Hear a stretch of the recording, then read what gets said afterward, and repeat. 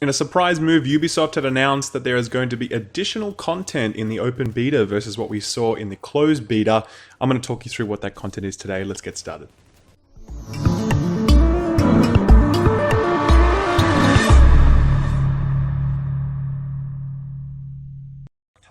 Well, look at us. Here we are thinking that the open beta is going to basically be the same thing as the closed beta, but for everyone. And obviously that's not the case. Ubisoft have just come out and announced there's going to be a lot of new content out in the open beta when it hits on the 18th of February on Xbox One and the day after on other platforms. So I wanted to talk very briefly about what that content was so that you know what to expect. And obviously this is really relevant to people that have already played the closed beta, so you know what's the new stuff you can experience. And if you haven't played any of the betas at all, it's just a good idea to get an understanding of what you can expect and how to make the most out of your time. So it's going to be a little bit detailed, this thing. I'm going to leave some notes in the description below, so feel free to have a look at those if you're interested. And I've also put a link to the full patch notes if you just prefer to read through them nice and quickly. So to begin, first thing that you're going to see is that there is a new playable mission called the Subway Morgue. So you would have actually probably seen the Subway Morgue in the Dark Zone at some point, but now it's actually available as a playable mission. Now this is really exciting because before there was actually only one mission available in the closed beta, and that was the mission set in Madison Square Garden, where we're able to unlock the hospital wing. So in this new mission that's going to become available, it is going to feature the Cleaners as a faction. You know, in the Madison Square Garden mission that we're able to play in closed beta, we were actually up against a different faction, the one where everyone is named Alex. So it'd be good to go up against another faction, the Cleaners. They're the ones that are usually sporting the flamethrowers, so you probably would have faced off against them in the Dark Zone once or twice, but it'd be good fun to go up against them in a bit more detail. And yeah, that whole thing is basically set around this idea that you need to rescue the engineer, Paul Rhodes, excuse me, and in doing so, you actually unlock another part of your base of operations, the tech wing. And that's the neat segue into the other big announcement of this open beta, the fact that yes, you are going to be opening up another wing of your base of operations. In the closed beta, you were only able to unlock the medical wing. Now you're going to be able to unlock the tech wing.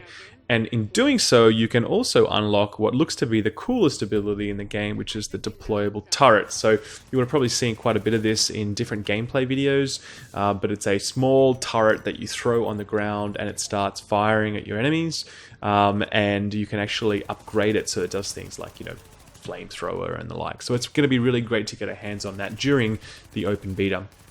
Ubisoft, or Massive, the developer I should say, Massive, have made some huge changes to the Dark Zone that have been requested by fans. So first up, there are going to be some new high-end weapons available in the Dark Zone. Earlier there was only a shotgun and an assault rifle available, both fantastic weapons, but we can expect a little bit more diversity on those, and we'll be sure to cover those when we know what they are.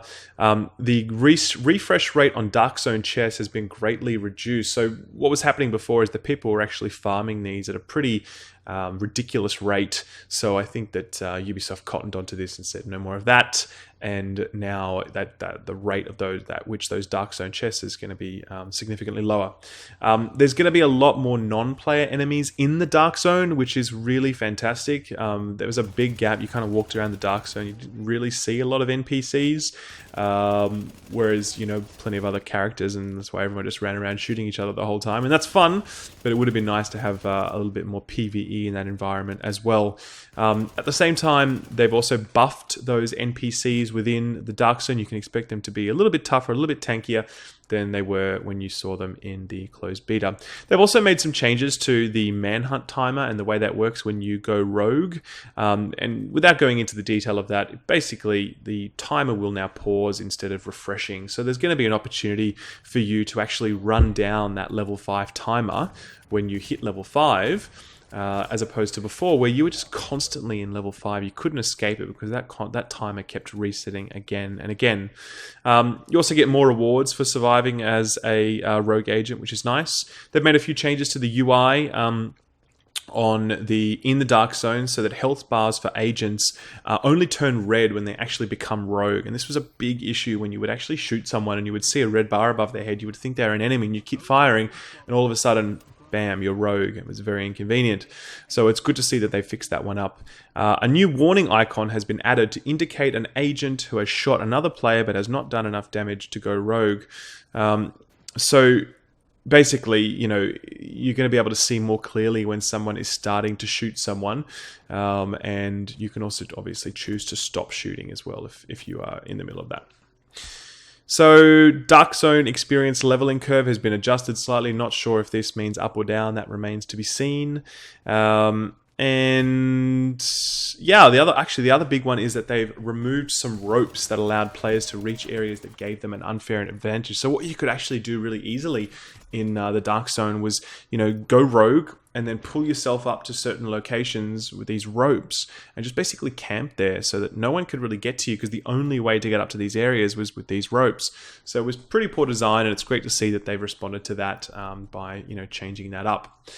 So there are a number of other items, bug fixes and the like, that made it into this patch as well. But look, it's a really fantastic patch. It's a great showing from Massive and from Ubisoft. It shows that they really listen to the feedback of the community, and they're actually using this beta as a chance to make the game better rather than just as a marketing tool. So really hats off to them. Fantastic work, and really it sets a great foundation for what we can expect from Massive and Ubisoft in the future. But that's it, guys. As I said, the open beta hits on the 18th of February and on the Xbox and on other platforms on the 19th. So make sure you hit it up, download. You'll be able to preload that earlier, and I recommend you do so because the download file is about 30 gigabytes, so it's definitely not small. So get stuck into it. Let me know what you think. I'd love to. Don't forget to like and subscribe. I'm going to actually be really focused on weapon testing during the next beta. I want to get my hands on a few more weapons, test out a few more things in detail. Had plenty of questions from people coming out of my weapon testing videos, and really looking forward to digging into some detail further. If you've got anything that you'd really like me to cover in the open beta as I'm, you know, putting together videos, let me know in the comments below. But otherwise, guys, thanks very much, and see you in the Dark Zone.